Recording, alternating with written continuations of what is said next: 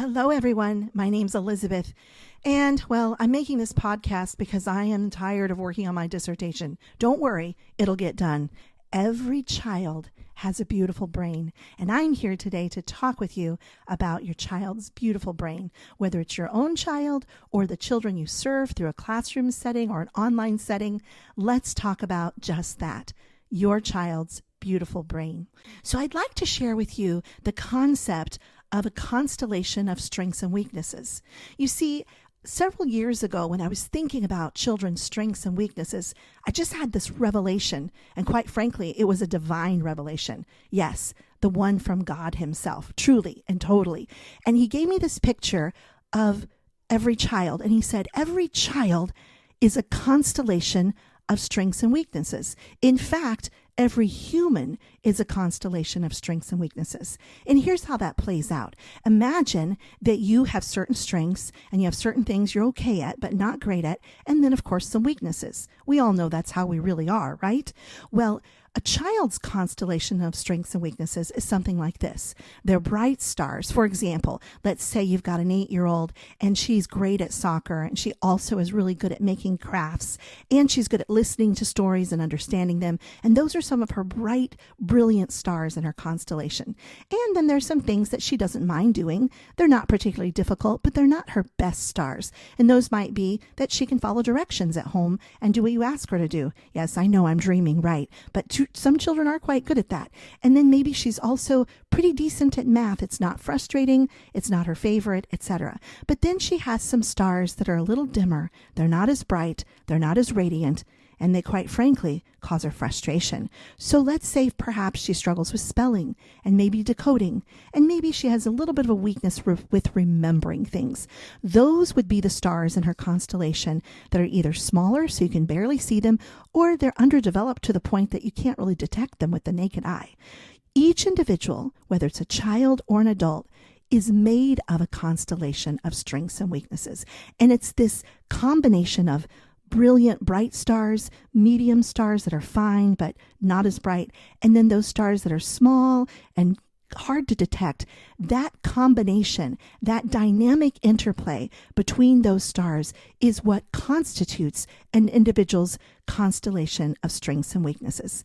And I'll tell you, friend, a few years ago when I began to think about the children that we serve through where I work at Apples of Gold, the fact that each of them was very complex and was made of a myriad of strengths and weaknesses, not just academic, but also areas of interest, whether they had musical giftings, or whether they were really good at storytelling, or whether they were really good at organizing, or whatever it might be, or they had a bubbly, outgoing, socially oriented disposition. They are extroverted or introverted, whatever it might be. It was all of these pieces that came together to create the whole, the beauty of the individual.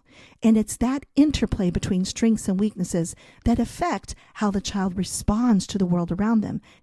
And of course, we want to help children identify and cultivate and develop their areas of strength, because this builds confidence in their hearts, and it gives them something to work with, because they're going to need those areas of strength, because every child, young person, adult, at some point or another, and usually it's multiple times in life, they're going to hit those crossroads where they don't feel like they're adequate. They're not good enough, they're not smart enough, they're not good at math, they're not good at reading, or they're just not very good at social situations, whatever it might be. They're going to encounter those times when things are difficult. So the more we can identify and help children cultivate their areas of natural interest, their areas of natural bent, their areas of natural strength, and help them shine in those areas, the better you're going to help them become more resilient and just more confident as a whole. Now, of course, we've got those stars that are kind of in the middle. And usually these are areas that are pretty easy to cultivate further, because they're not areas of notable or distinct difficulty or deficit.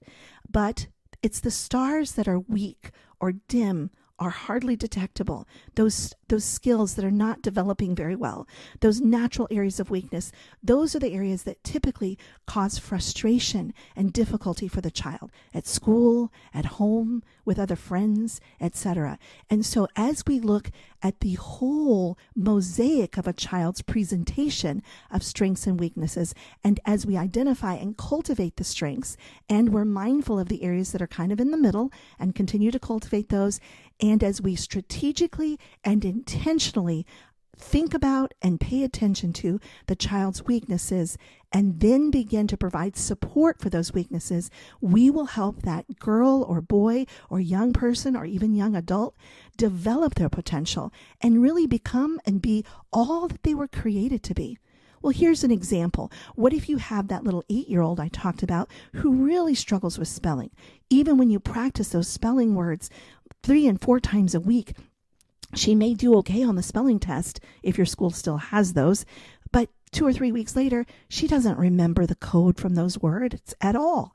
Well, it's going to be a good idea if she struggles with spelling to address that, to begin to work on it. Whether you learn how to provide the intervention at home, whether you work with her school and the school is addressing it, but you want to identify the areas of the gaps, the inconsistencies in the way the brain is working. What if this little girl also has difficulty with auditory memory, such that when you're sharing something with her, or maybe her teacher has told you, when I give directions, she's having trouble remembering them? Well, that's another area of natural weakness. So we want to be very intentional and mindful about studying our children, whether they're our biological children, adoptive children, or children we're serving in an educational context. The more we think about what is difficult for this child and strategically identify it and then match it to interventions or support or helpful inputs that can be designed to help that child strengthen those areas of weakness, you can create a situation wherein you're really helping that child not only cultivate and develop the areas of natural bent and natural interest and natural strengths, but you're simultaneously identifying and strengthening those areas where, well, let's be frank, the brain doesn't want to be bothered. You see, if you have a child who struggles with, say, reading and spelling and maybe handwriting, it doesn't mean the child doesn't want to succeed with those things. It simply means the brain is struggling. Sometimes our brain likes to do some things, but not other things. In fact, something I love to share with parents and educators and administrators is a child's brain sometimes doesn't like doing things. And it all comes down to poor connectivity or function within particular regions of the brain. But at the same time, the brain typically has several things it does like to do.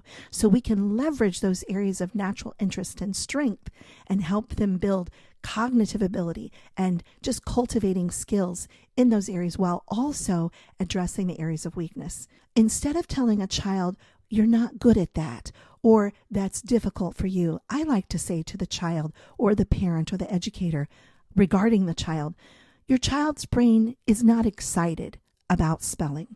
Your child's brain is not excited about writing neatly or reading accurately. However, your child's brain is very excited about playing soccer and being creative. And it doesn't mean that we ignore the areas of weakness. Oh no, to the contrary. It's more of setting forth an understanding that each child is a complex, beautifully interconnected mosaic of strengths and weaknesses across all aspects of life and existence. So what we want to do is, as I mentioned earlier, figure out those weaknesses. And you might say, well, how do I do that? Well, you start just by observing, tuning into your child. Have you noticed that if you have 3 children, for instance, at home or within your classroom, that this particular child or a couple of children always ask you to repeat things, or maybe they say, huh, or what a lot, and they seem to be slightly lagging with catching on to what you say? Those children may have weaknesses with what's called auditory working memory. Well, guess what? There are things we can do to work on auditory working memory. Or maybe you've noticed that this child has trouble copying something down. Well, that child might need something right next to them instead of copying from a distance. And the list goes on and on and on, because each child's brain really is beautiful. And we get the wonderful work of working with the children, whether they're our own or children we are working to educate, we get the beautiful task of thinking about, what does this child's brain love to do? And what does this child's brain really not want to do? And then we have the opportunity to have a heart-to-heart conversation with that child and say things like, I've noticed that your brain loves to do X, Y, and Z. However, I've noticed your brain's not quite as excited about reading or spelling. And guess what? I can see you're very capable and you're smart. And I'm going to do some things to help your brain get a little more comfortable with and excited about reading and spelling. And that's just one example, because a child's strengths and weaknesses can go any number of ways. I've had the beautiful opportunity to be the mother of 6 children. 3 are grown and adults, and 3 are still at home. And I've learned, as you already know, no 2 are the same, and each of their brains are magnificently different and unique. And I've also noticed that the more I tune in and pay attention and listen and watch, the better I am prepared to parent and to educate and to partner with any children I serve, whether it's in my home or of the children I serve through the work I do. Thank you so much for joining me today. And remember, your child and every child's brain you serve, they're all beautiful.